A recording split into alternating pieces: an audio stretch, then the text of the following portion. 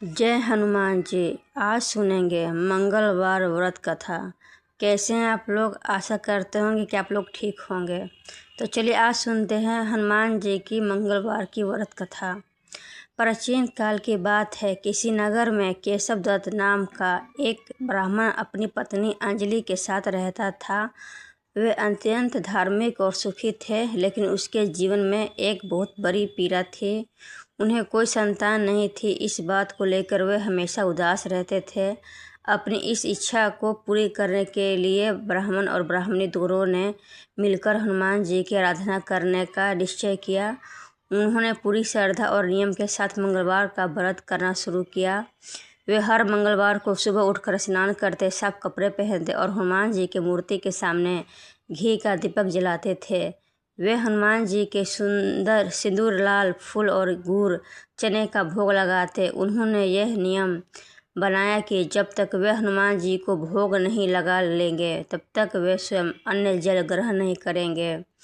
एक बार की बात है, जब ब्राह्मण बाहर गया हुआ था, तब अंजलि ने हर मंगलवार की तरह हनुमान जी की पूजा करनी चाहिए, परंतु किसी कारणवश उस दिन वह हनुमान जी को भोग नहीं लगा सकी और बहुत थक जाने के कारण भूखी ही सो गई।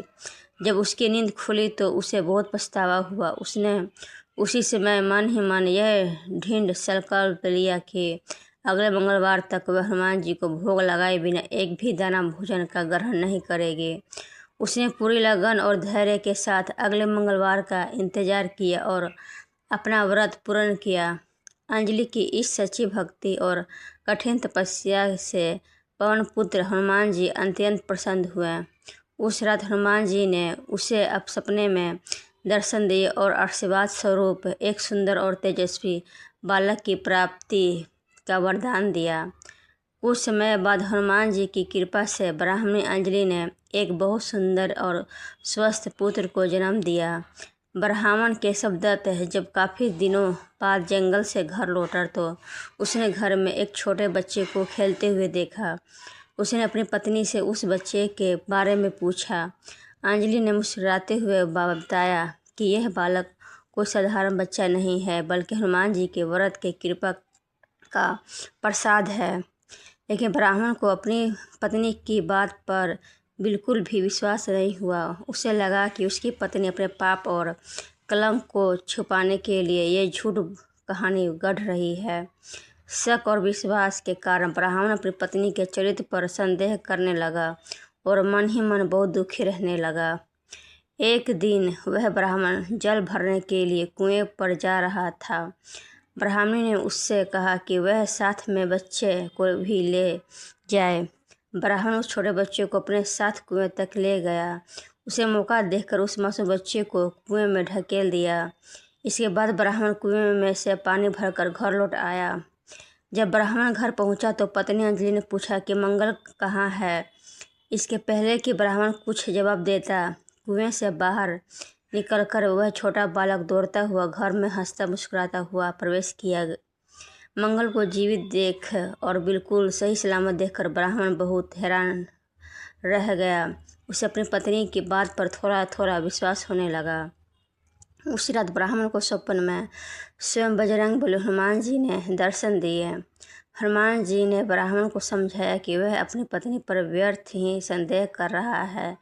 वह एक सती और पवित्र स्त्री है। यह मंगल को कोई और नहीं बल्कि हनुमान जी के द्वारा दिया गया उनका अपना पुत्र है।